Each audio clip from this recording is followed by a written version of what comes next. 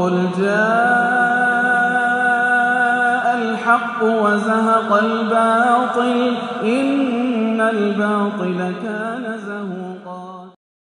الحمد لله رب العالمين والصلاة والسلام على رسوله الكريم محمد بن عبد الله الأمين وعلى آله وصحبه أجمعين. أما بعد، فإن الله تبارك وتعالى يقول في كتابه المجيد والفرقان الحميد: أعوذ بالله من الشيطان الرجيم، بسم الله الرحمن الرحيم: ومن يبتغي غير الإسلام دينا فلن يقبل منه وهو في الآخرة من الخاسرين. صدق اللہ العظیم. میرے عزیز طلباء، نوجوان دوستوں اور ساتھیوں، اور میرے دینی بھائیوں، اللہ تعالیٰ نے سارے انسانوں کے لیے جو دین مبعوث کیا ہے اسے دین اسلام کہا جاتا ہے. مختلف انبیاء کرام اسلام کے پیغامات کو لے کر آتے رہے، اور سب سے اخیر میں آقا نامدار احمد مجتبی محمد مصطفیٰ صلی اللہ علیہ وسلم کے ذریعے اسلام کی پوری تعلیمات کو بھیجا گیا، مبعوث کیا گیا. اسلام ایک ایسا دین ہے جو اللہ تعالیٰ کا پسندیدہ اور محبوب دین ہے.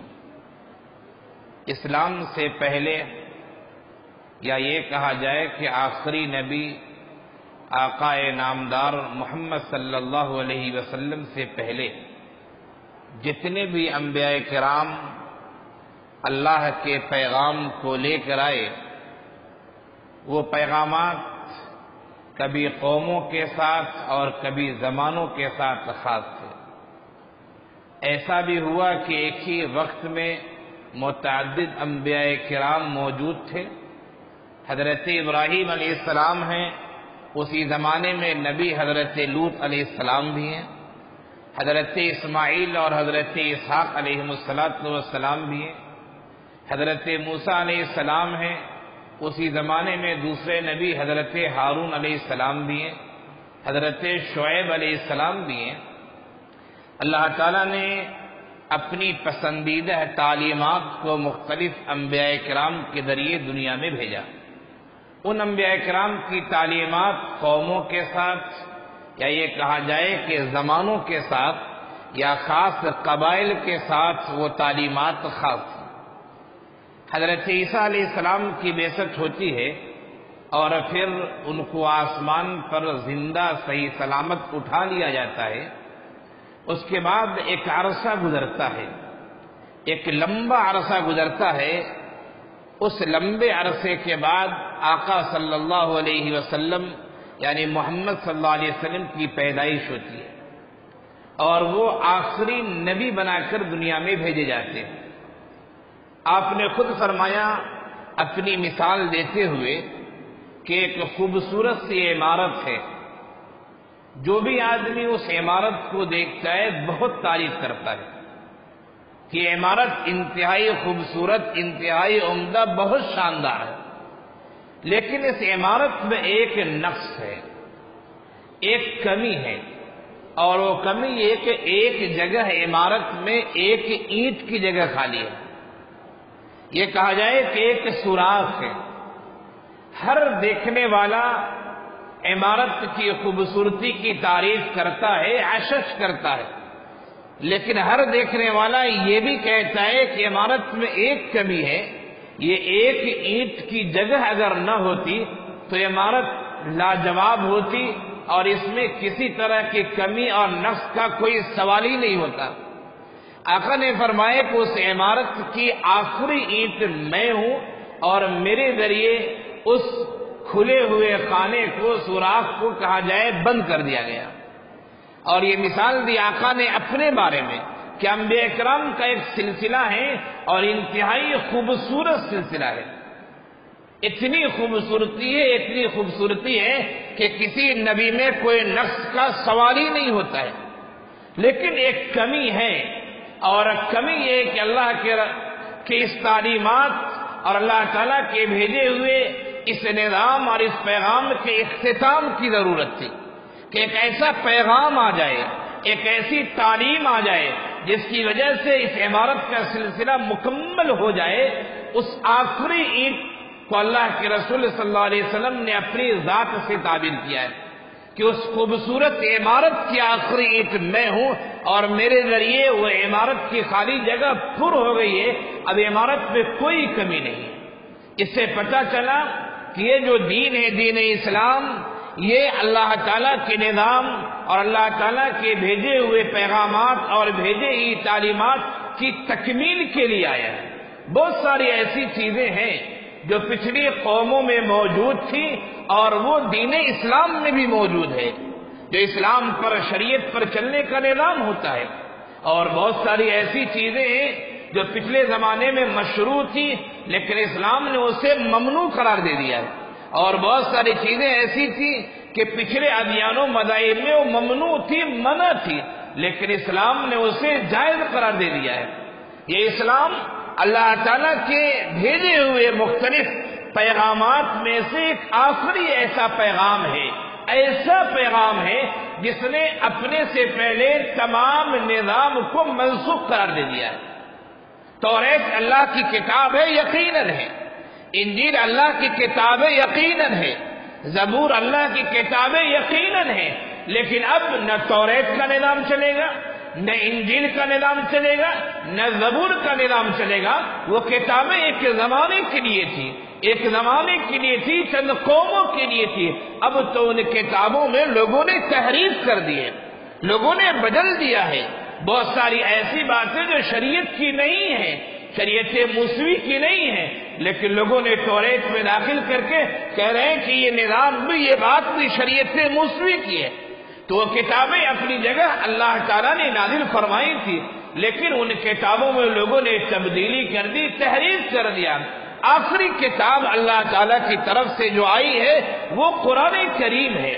اس قرآن کریم نے آنے کے بعد تمام کتابوں کے اصول کو، احکامات کو یہ کہا جائے کہ نظام زندگی کو اس قرآن نے منسوخ کر دیا ہے. اب دنیا میں اگر نظام چلے گا تو قرآن کا نظام چلے گا. دنیا میں کوئی اللہ کے پسندیدہ دین کو اگر چاہتا ہے تو اسے قرآن کے نظام کے تابع آنا پڑے گا. اگر وہ چاہتا ہے کہ اللہ کی خوشنودی ہمیں ملے، ہم دنیا میں بھی اللہ کے مقرب رہیں، ہم آخرت میں بھی اللہ کے مقرب رہیں، تو اس کے لیے ضروری ہے کوئی اسلام کو اختیار کرے. یہ اسلام کوئی مسلمانوں کے لیے نہیں ہے. یہ اسلام اللہ تعالیٰ نے اپنے آخری نبی کے ذریعے جو نازل کیا ہے، یہ اسلام سارے انسانوں کے لیے ہے. آقا صلی اللہ علیہ وسلم کی بعثت کے بعد سے قیامت تک جتنے بھی افراد آئیں گے، خواہ وہ کسی بھی رنگ و روپ کے ہوں، کسی بھی ملک کے باشندے ہوں، کسی بھی خاندان اور قبیلے سے تعلق رکھتے ہوں، کسی بھی عہدے اور منصب کے ہوں، کسی بھی ذات اور برادری کے ہوں، کوئی بھی انسان اگر وہ چاہتا ہے کہ اللہ تعالیٰ کی خوشنودی ہمیں ملے، اللہ کی رضامندی ہمیں ملے، تو ایسے انسان کے لیے ضروری ہے کہ وہ دین اسلام کو اختیار کرے. دین اسلام پر اختیار نہیں کرتا ہے وہ آدمی، دنیا میں وہ ترقی کر جائے لیکن آخرت میں اللہ کی خوشنودی اسے نہیں مل سکتی ہے. قرآن کریم کی آیت جو میں نے پڑھی، قرآن کہتا ہے وَمَن يَبْتَغِي غَيْرَ الْإِسْلَامِ دِينًا فَلَن يُقْبَلَ مِنْهُ، جو بھی آدمی اسلام کے علاوہ کسی اور دین کو، دھرم کو، مذہب کو اختیار کرتا ہے، فَلَن يُقْبَلَ مِنْهُ، اس کی جانب سے اللہ تعالیٰ اس دین کو قبول نہیں کریں گے. وہ دین قابل قبول نہیں ہے. وَهُوَ فِي الْآخِرَةِ مِنَ الْخَاسِرِينَ، اور وہ انسان آخرت میں نقصان اٹھانے والا ہوگا.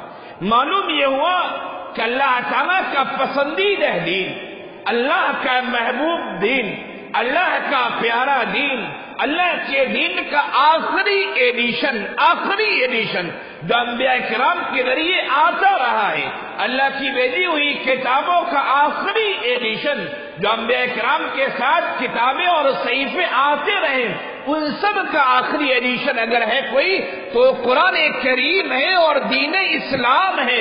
اب قرآن اور دین اسلام کے علاوہ کوئی دین بھی اللہ کے نزدیک قابل قبول نہیں ہے۔ اسلام کی بہت ساری خصوصیات ہیں میرے عزیزوں، اسلام کے بہت ساری خصوصیات ہیں۔ ان خصوصیات میں سے ایک عظیم خصوصیت یہ ہے کہ اسلام نے نظامہائے زندگی کے ہر مشکل سے مشکل اور آسان سے آسان راستے کی رہنمائی کی۔ یہ دین اسلام میں ایسا نہیں ہو سکتا ہے کہ آپ کو کسی چیز کی رہنمائی نہ ملے۔ یہ اسلام کی خصوصیتوں میں سے ایک عظیم خصوصیت ہے۔ جب انسان دنیا میں نہیں آتا ہے، ابھی شوہر بیوی کے تعلقات نہیں ہوتے ہیں، دنیا میں انسان نہیں آتا ہے، زندگی میں آنے والا اور جس انسان کو زندگی ملنے والی ہے اس انسان کے بارے میں بھی اللہ نے رہنمائی کی ہے، اور وہ انسان جب رحم مادر میں ہوتا ہے اس وقت بھی اللہ نے رہنمائی کی ہے۔ وہ انسان جب رحم مادر سے نکل کر باہر آتا ہے اللہ نے اس کے بارے میں بھی رہنمائی کی ہے۔ انسان جب پلتا بڑھتا اور بڑا ہوتا ہے اللہ نے اس کے بارے میں بھی رہنمائی کی ہے، اور انسان جب موت کے منہ میں چلا جاتا ہے اس کے بعد بھی اللہ نے رہنمائی کی ہے کہ مرنے کے بعد کیا ہونے والا ہے اور کیا نہیں ہونے والا ہے۔ زندگی کا کوئی مسئلہ آپ لے لیں، وہ مسئلہ آسان سے آسان ہو، سیدھا سے سیدھا ہو، یا وہ مسئلہ مشکل سے مشکل ہو، زندگی کی کسی وادی کو لے لیں، کسی پرپیچ راستے کو لے لیں، کسی آسان راستے کو لے لیں، یہ اسلام نے ہر راستے کی رہنمائی کی۔ آقا نے فرمایا تھا ترکت فیکم امرین، دو چیزیں چھوڑ کے جا رہا ہوں، لن تضلوا ما تمسکتم بہما، ان دونوں چیزوں کو پکڑے رہو گے گمراہ نہیں ہوگے، ایک ہے قرآن، ایک ہے سنت۔ یہ اسلام کی بنیادی چیز ہے۔ تو میں یہ کہہ رہا تھا کہ اسلام کے بہت سارے خصائص ہیں، ان خصائص میں ایک عظیم خصوصیت یہ ہے کہ اسلام نے زندگی کے ہر معاملے میں رہنمائی کی۔ ہمیں اب کسی دوسرے قانون کی ضرورت نہیں ہے۔ اللہ نے جو ہمیں قانون دیا ہے، اللہ نے جو ہمیں نظام حیات دیا ہے، اب ہمیں کسی دوسرے دین اور دھرم کی ضرورت نہیں ہے۔ اللہ کا ارشاد ہے اليوم اکملت لکم دینکم واتممت علیکم نعمتی ورضیت لکم الاسلام دینا، میں نے دین مکمل کر دیا ہے، میں نے نعمت مکمل کر دی ہے اور میں دین اسلام سے راضی ہو چکا ہوں۔ اللہ کا ارشاد ہے فَلَا وَرَبِّكَ لَا يُؤْمِنُونَ حَتَّى يُحَكِّمُوكَ فِي مَا شَجَرَ بَيْنَهُمْ ثُمَّ لَا يَجِدُوا فِي أَنفُسِهِمْ حَرَجًا مِّمَّا قَضَيْتَ۔ اللہ کا ارشاد ہے اے نبی آپ کے رب کی قسم کہ لوگ جو آپس میں اختلافات کرتے ہیں، جھگڑتے ہیں، اگر وہ نبی کے فیصلے پر راضی نہیں ہوتے ہیں، اگر وہ نبی کے فیصلے سے خوش نہیں ہوتے ہیں، اگر وہ شریعت کے فیصلے سے خوش نہیں ہوتے ہیں تو ایسا انسان مومن نہیں ہو سکتا ہے۔ وَلَا وَرَبِّكَ لَا يُؤْمِنُونَ، جو نبی کے فیصلے سے راضی نہ ہو، جو اسلام کے نظام حیات سے راضی نہ ہو، جو اسلام کے دستور سے راضی نہ ہو، قرآن کہتا ہے ایسا آدمی مومن نہیں ہو سکتا ہے۔ آج مسلمانوں کی آبادی کروڑوں میں ہے، بلکہ کہا جائے کہ 1 ارب سے زیادہ آبادی ہے مسلمانوں کی پوری دنیا میں۔ وہ ملک جہاں مسلمان اکثریت میں رہتے ہیں، ان ممالک پر ضروری ہے کہ وہ اسلامی دستور کو اپنا نظام بنائیں۔ وہ ممالک جہاں مسلمان 80%، 90% ہیں، آج وہ ممالک بھی سیکولر نظام کے مطابق چل رہے ہیں۔ یہ اللہ نے قرآن دیا تھا صرف تلاوت کی نہیں، تلاوت کے ساتھ زندگی گزارنے کے طریقے کیا ہیں، کیسے حکمرانی کی جائے، کیسے تعلیم و تعلم کو قائم کیا جائے، کیسے سماجی اور معاشرتی زندگی قائم کی جائے، کیسے انفرادی زندگی ہو، کیسے اجتماعی زندگی ہو، حقوق اللہ کیا ہوتے ہیں، حقوق العباد کیا ہوتے ہیں، یہ ہماری شریعت ہمیں بتاتی ہے۔ جن ممالک میں مسلمان اکثریت میں، ان کے لیے ضروری ہے، ضروری تھا اور ضروری رہے گا کہ وہ قرآن اور اسلام کو اپنے ملک کا نظام اور دستور بنائیں۔ لیکن وہ ممالک جہاں مسلمان اقلیت میں ہیں، جیسے ہندوستان کو لے لیجئے، یہ ملک ہے یہاں مسلمان اقلیت میں ہیں، اس ملک میں یقیناً ہم اپنے پورے قوانین کو، پورے اصول کو نافذ نہیں کر سکتے۔ اسلام کی جو تعلیمات ہے، جو دستور ہے، وہ دو طرح کے ہیں۔ ایک دستور وہ ہے جسے ہم پرسنل لا کہتے ہیں، یعنی عائلی قوانین، جو گھریلو قوانین ہوتے ہیں۔ مثال کے طور پر بچے کا نام کیا رکھنا ہے، تعلیم کیسی دینی ہے، شادی بیاہ کیسے ہونا ہے، مر جائے تو کفن دفن کیسے ہونا ہے، مال ہمارا ہے ہمیں وقف کیسے کرنا، وصیت کیسے کرنا، مال ہمارا ہے مرنے کے بعد وراثت کیسے تقسیم ہوگی، یہ سب ایسے نظام ہے جس کو پرسنل لا بولتے ہیں۔ تو یہ پرسنل لا تو ہر علاقے میں، ہر ملک میں جہاں مسلمان اقلیت میں ہو یا اکثریت میں ہو، انہیں ماننا ضروری ہے۔ اور اسلام کا ایک دوسرا دستور ہے، وہ ہے جس کو حدود اور قصاص کہتے ہیں، جو فوجداری کا نظام ہوتا ہے، جہاں مسلمانوں کا اپنا امیر المؤمنین ہو، جہاں مسلمانوں کی فوج ہو، جہاں اس کے ایسے دارالقضا ہو، ایسے قاضی ہو جو حدود اور قصاص کو نافذ کر سکتے ہو۔ تو حدود اور قصاص اور فوجداری کا جو نظام ہے، اس کے لیے امیر المؤمنین کا ہونا ضروری ہے۔ حکومت کے باغ ڈور کا ہمارے ہاتھ میں ہونا ضروری ہے۔ ہمارے اس ملک کا جو نظام ہے، اس میں ہمارے ہاتھ میں کلی طور پر باغ ڈور نہیں ہے، ہمارا کلی طور پر کوئی امیر المؤمنین نہیں ہے اس ملک میں، لہذا ہم اسلام کے فوجداری والے نظام کو، حدود و قصاص والے نظام کو نافذ نہیں کر سکتے، لیکن عائلی قوانین ہم نافذ کر سکتے ہیں۔ ہمیں ملک کے دستور نے اس کی اجازت دی ہے کہ اس ملک میں جس دین کے بھی افراد رہ رہے ہوں، خواہ وہ مسلمان ہو، خواہ وہ ہندو ہو، خواہ وہ جینی ہو، خواہ وہ بدھزم ہو، خواہ وہ یہودی ہو، خواہ وہ عیسائی ہو، چاہے وہ سکھ ہو، کسی بھی دین کا رہنے والا ہے، ہمارے اس ملک نے ہر باشندے کو، ہر شہری کو اس بات کی اجازت دی ہے کہ وہ اپنے دین کے عائلی قوانین پر کلی طرح عمل کرے۔ یہ ملک کے قانون نے کہا ہے، لیکن افسوس ہوتا ہے کہ ہندوستان میں ایک ایسی طاقت ہے، یا یہ کہا جائے کہ لوگوں کی ایک ایسی ٹولی ہے، لوگوں کا ایک ایسا گروہ ہے، اور ابھی موجودہ پارٹیوں میں سے ایک دو پارٹیاں ایسی ہیں جو یہ چاہتی ہیں کہ ملک کے سیکولر نظام کو، سیکولر کا مطلب ہوتا ہے لادینی نظام، یعنی ہندوستان کے قانون کے لحاظ سے ہندوستان میں جو بھی قانون رہے گا وہ کسی مذہب کے لحاظ سے نہیں رہے گا۔ کسی نے چوری کر لی کون سی سزا دی جائے، کسی نے زنا کر لیا کیا کیا جائے، نظام جو رہے گا وہ سیکولر رہے گا، کسی دین سے مربوط نہیں رہے گا۔ لیکن ہندوستان کی موجودہ ٹولیوں میں سے ایک ٹولی ایسی ہے جو یہ چاہتی ہے کہ ملک کے سیکولر نظام کو ختم کر دیا جائے اور ملک میں ہندو راج قائم کر دیا جائے، یا ملک میں ایسا نظام بنا دیا جائے جو دستور ہند نے ہمیں اجازت دی ہے اس اجازت کے وہ خلاف ہو، اور سیکولر نظام جو ہوتا ہے، عائلی قوانین کے جو اختیارات ہوتے ہیں، وہ اختیارات ہم سے چھین لیے جائیں۔ آج سے بہت سالوں پہلے، غالباً 1972-73 میں سپریم کورٹ کے ایک جج نے ایک مطلقہ کے بارے میں یہ فیصلہ سنایا تھا جس کا نام شاہبانو تھا، شاہبانو کیس کے بارے میں، کہ جب تک یہ عورت دوسری شادی نہیں کر لیتی ہے اس وقت تک طلاق دینے والے شوہر کے لیے ضروری ہے کہ وہ اسے نان و نفقہ دیتا رہے۔ یہ اسلام کے دستور کے خلاف ہے۔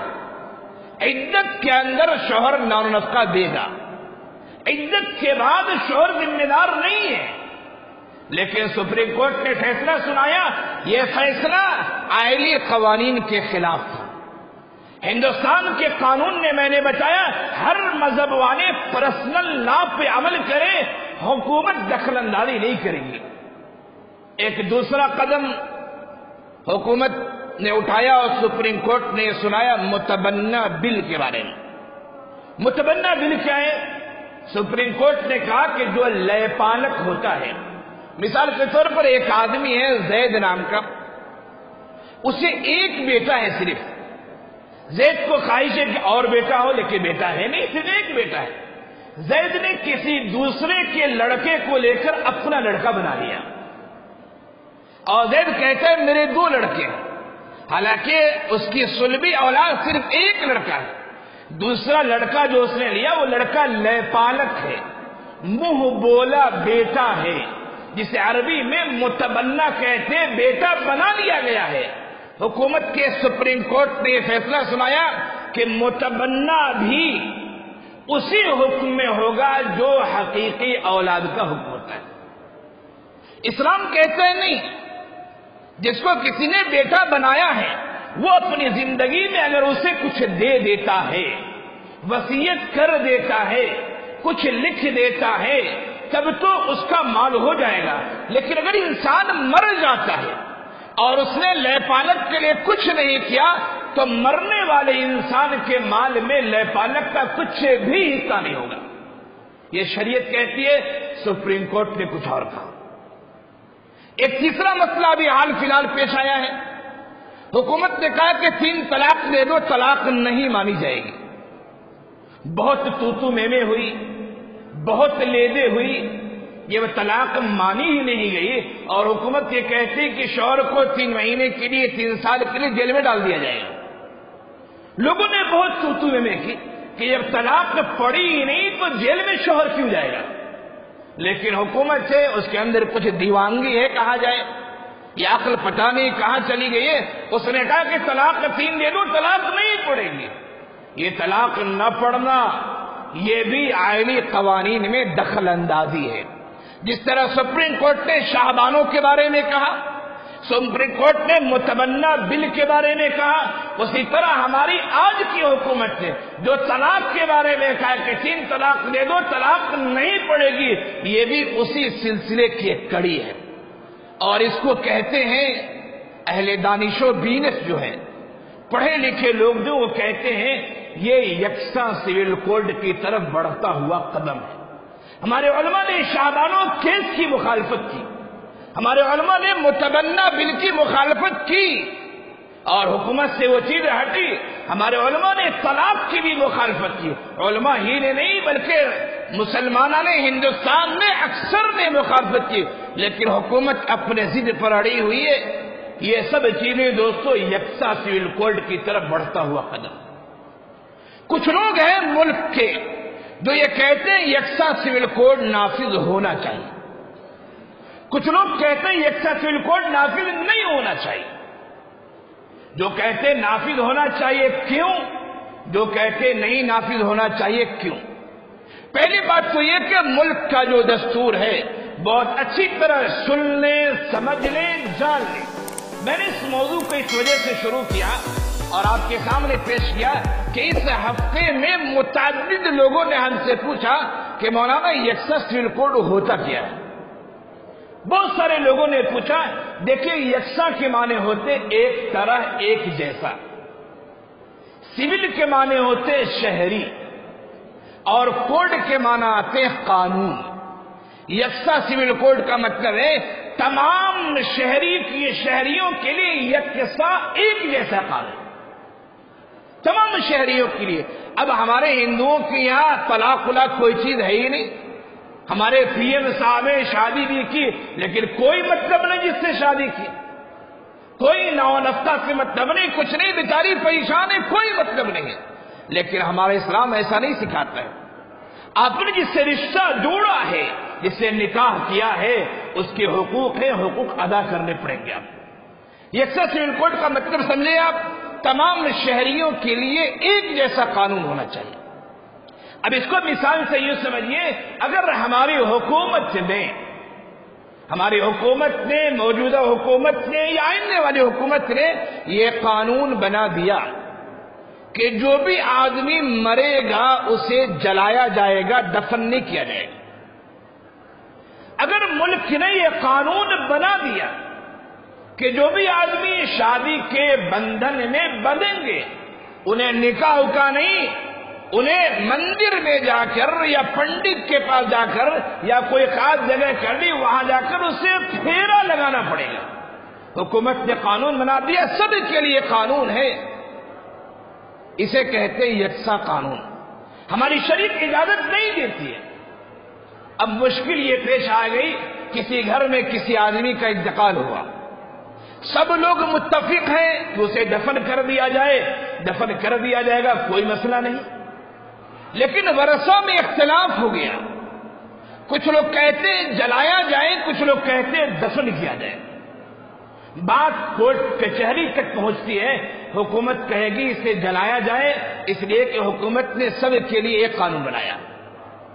طلاق کا مسئلہ بھی ایسا ہی ہے، ہم اگر کورٹ کچہری جائیں گے تو حکومت کہے گی کہ 3 طلاق نہیں پڑے گی، لیکن اگر ہم دارالقضا جائیں، کسی اچھے مفتی عالم کے پاس جائیں تو ہمیں اسلام کے حقیقی پیغام کو سمجھائے گا۔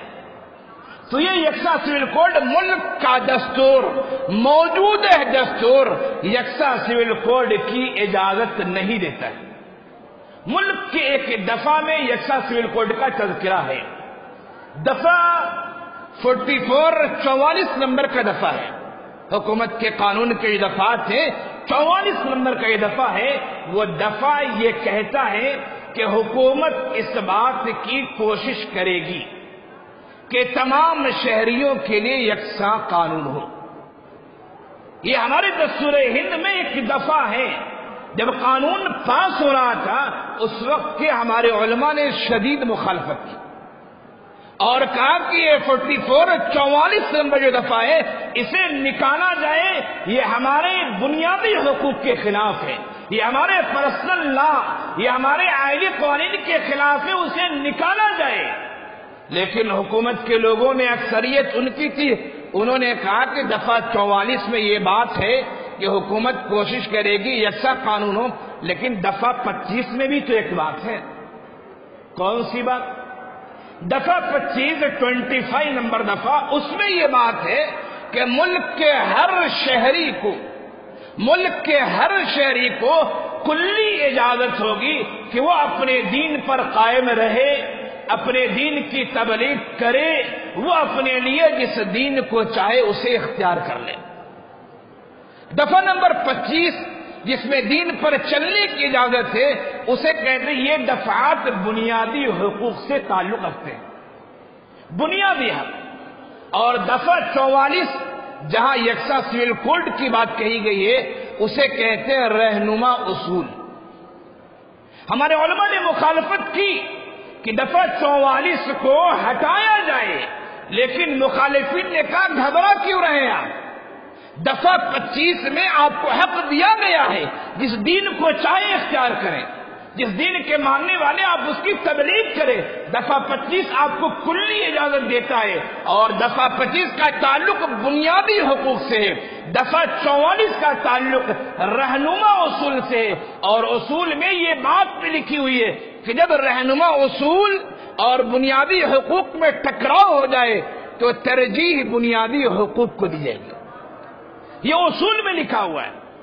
ہمارے علماء نے پھر خاموشی اختیار کی، دفعہ 25 بنیادی حقوق ہے، بنیادی حقوق کے لحاظ سے ہر شہری کو جس دین کو وہ چاہے اسے اختیار بھی کرنے کا حق ہے، اس کی تبلیغ بھی کرنے کا حق ہے، اس کو عام کرنے کا بھی حق ہے۔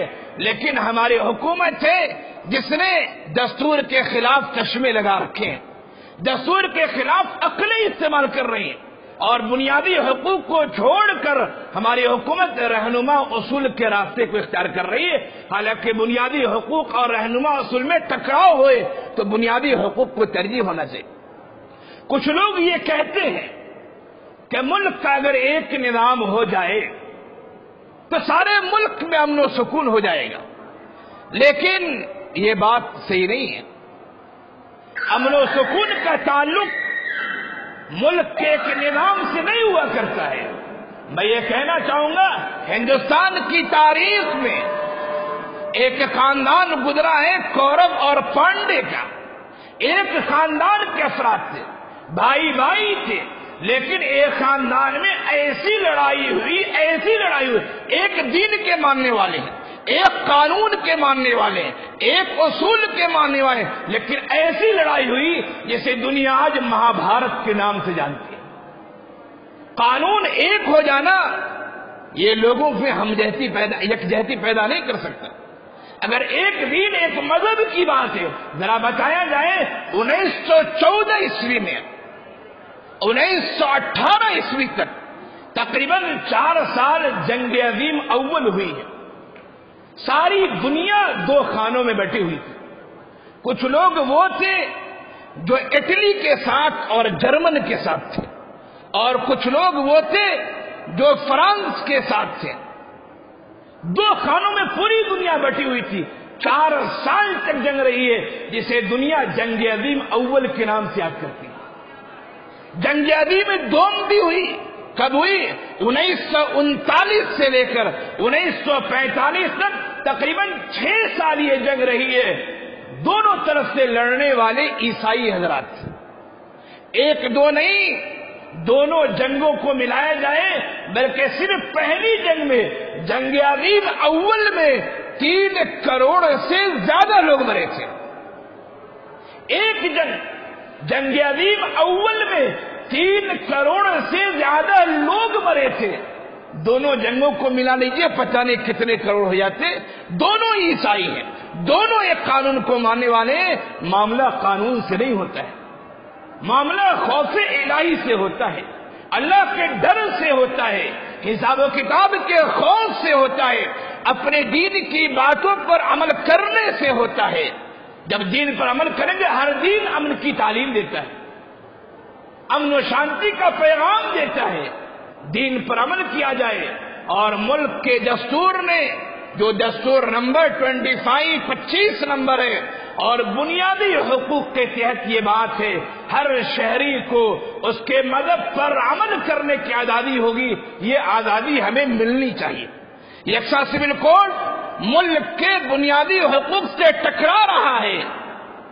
ضرورت ہے کہ ملک میں جو حضرات رہتے ہیں انہیں امن و سکون دیا جائے، تعصب کے عینک کو لگا کر، اور اسی طرح ظلم و بربریت کے ننگا ناچ نہ کر، مظلوموں کی مظلومیت کا کوئی خیال نہ کر کے، جس کی لاٹھی اس کی بھینس کا اگر تماشا کیا جائے گا تو ملک میں امن و سکون نہیں پیدا ہو سکتا ہے۔